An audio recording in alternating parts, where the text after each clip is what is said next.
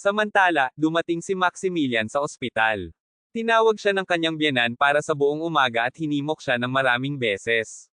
Sa sandaling pumasok siya, si Maximilian ay nahuhulog sa Jackson.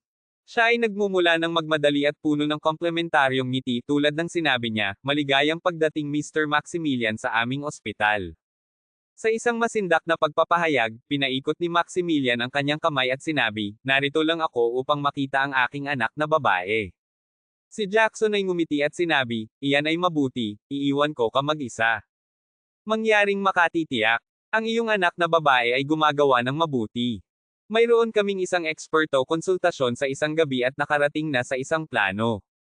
Maximilian nodded. Lumiko si Jackson at umalis. Kasunod nito, tumungo siya patungo sa ward ni Sisi.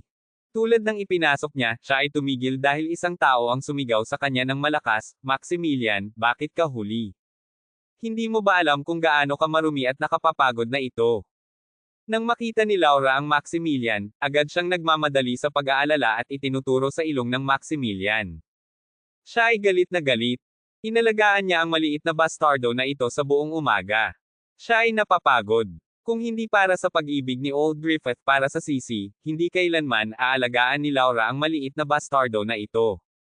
Ang anak na babae ng isang duwag na tulad ng Maximilian ay isang kahihiyan lamang sa pamilya.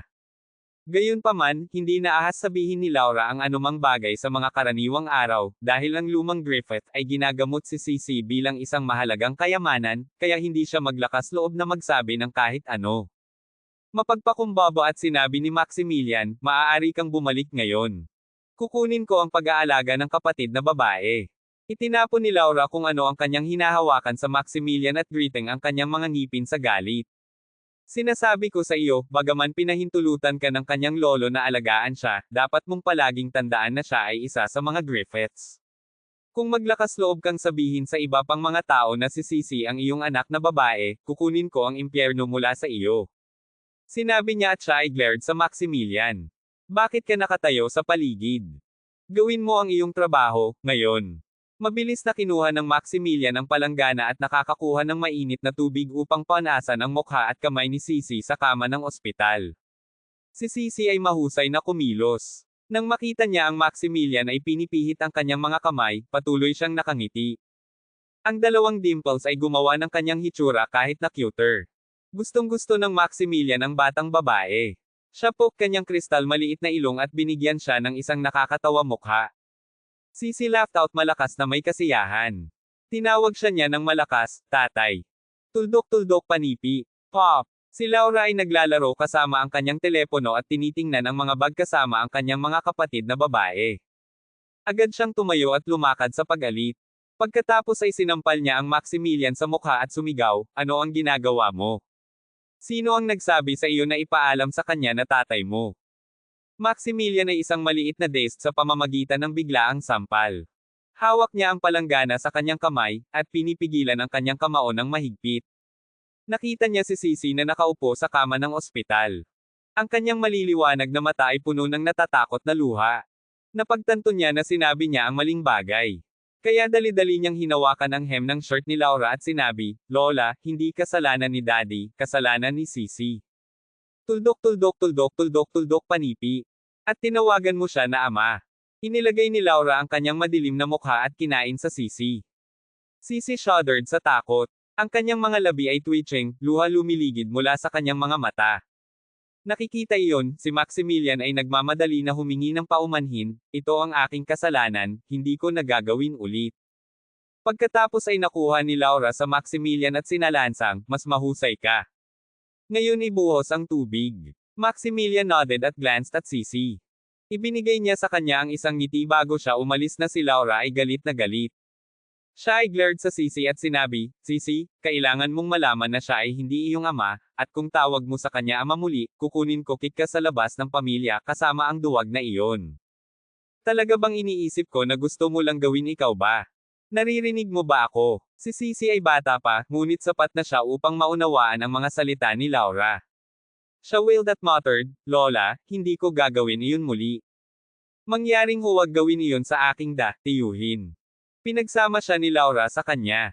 Pagkatapos ay lumipat siya at nakaupo sa sopa, nakikipag-chat sa kanyang mga kaibigan tungkol sa mga pitaka na kamakailan lamang ay lumabas.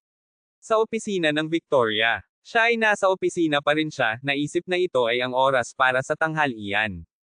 Siya ay tumingin sa kamera ng damit na panloob sa kanyang kamay at nadama kaya napahiya. Phew! Hinayaan niya ang isang mahabang hininga at tila ginawa ang kanyang isip. Para sa kapakanan ni Sisi at sa buong pamilya, kailangan niyang gawin ito. Ipinangako ni Maximilian kahapon na tiyak na kumbansihin niya ang Graham Group. Ngunit alam ni Victoria na sinabi ni Maximilian na upang aliwin siya. Alam niya kung ano ang kaya ng kanyang asawa. Pagkalipas ng kalahating oras, nagbago ang Victoria sa kaiyahiyang damit na panloob at lumakad sa Yunsheng Pharmaceutical. Ang kotse ni Iris ay naghihintay para sa kanya sa gate. Hindi siya nagatubiling at nakuha sa kotse. Kung sakali, nag-edit siya ng isang text message na tinutugunan sa Maximilian. Si Iris ay nakaupo sa isang gilid, pag-aayos ng kanyang pampaganda. Nang makita niya si Victoria, nakatingin siya sa kanya at nagtanong. Nagsuot ka ba nito? Pinilit ni Victoria ang bag sa kanyang kamay at bit ang kanyang mga pulang labi habang nodded siya. Iris grunted, akala ko ikaw ay isang malinis, ngunit ito ay lumiliko at ikaw ay hindi hihigit sa isang ginto digger. Narinig ni Victoria ang malupit na mga salita at malapit nang lumabas sa kotse. Hindi pa rin sinubukan ni Iris. Sinabi niya, kung bumaba ka ngayon, tiyak na mawawalan ka ng pagkakataon na makipagtulungan sa Graham Group. Pagkatapos ng maikling sandali ng pag-aatubili, nakaupo si Victoria. Ang mukha ni Iris ay pinaikot dahil sa sneer. Sinabi niya sa driver sa harap, ang Bell Club. Kinamumuhian niya ang Victoria para sa pagpapanggap na walang sala. Gusto niyang sirain ang babae sa loob ng bahay. Inside ang chamber 888 ng Bell Club.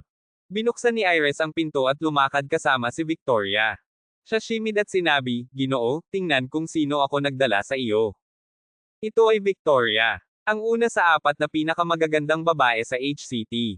Napakahirap ng Victoria, ang kanyang puso ay tumatalon sa kanyang lalamunan.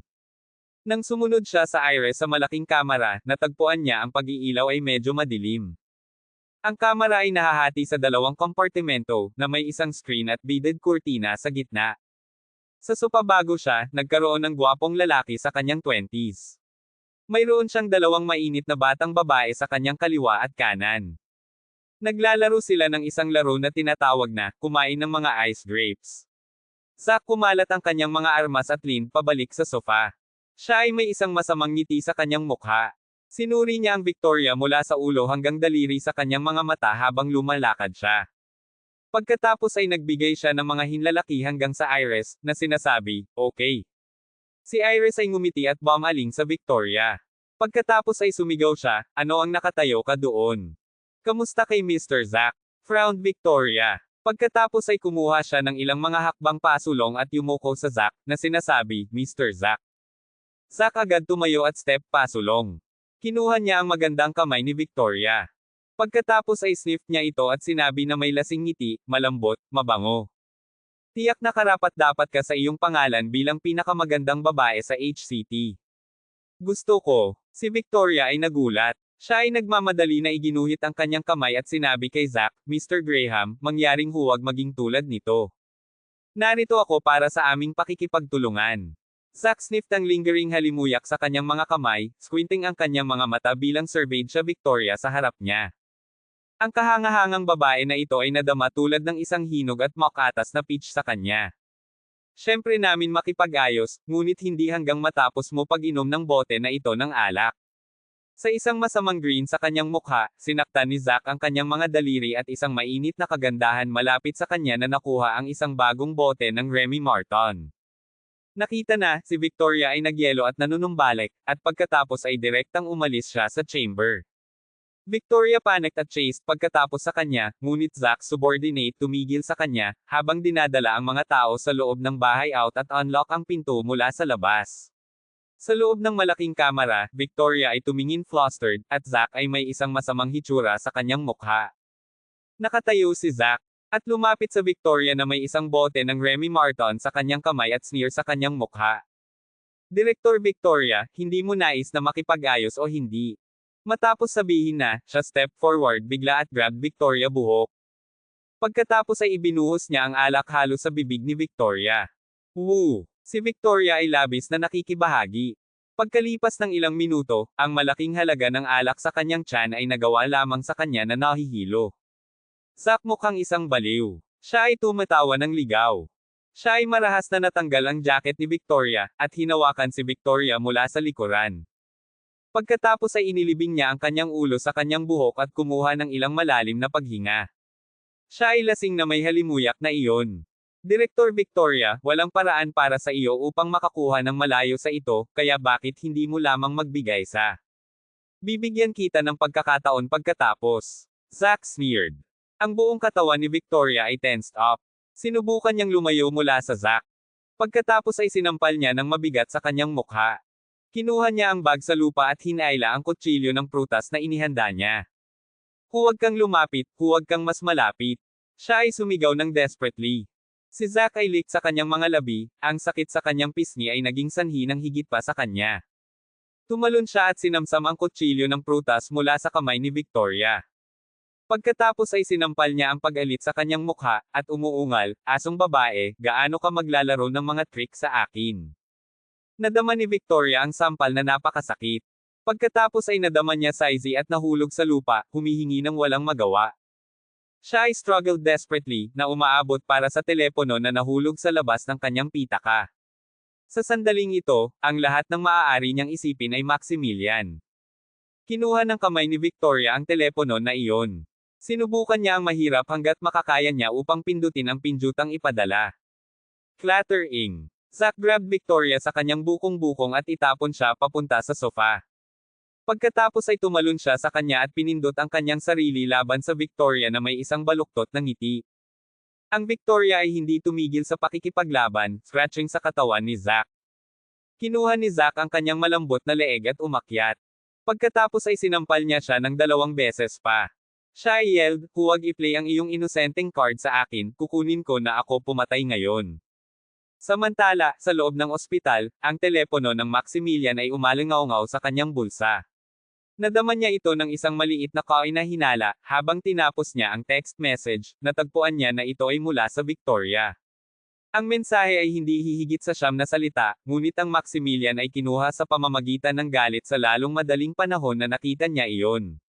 Maximilian, ang Bell Club, tulungan mo ako.